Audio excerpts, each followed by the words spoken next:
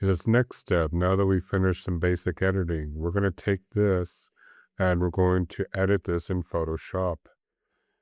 What you'll need to do is you'll need to go here on your photo and hover your mouse on top of the photo. You're going to right click on the photo. Once you right click on the photo, we are going to go down here to this category where it says edit in, and we're going to go ahead and edit in Photoshop 2026. If you do not see 2026, please raise your hand, so that way we can go ahead and have the latest Photoshop version. We're going to go ahead and click on the first one. Okay.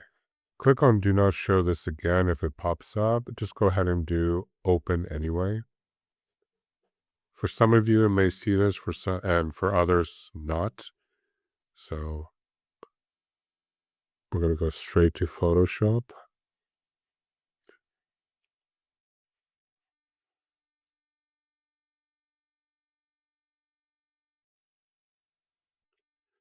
All right.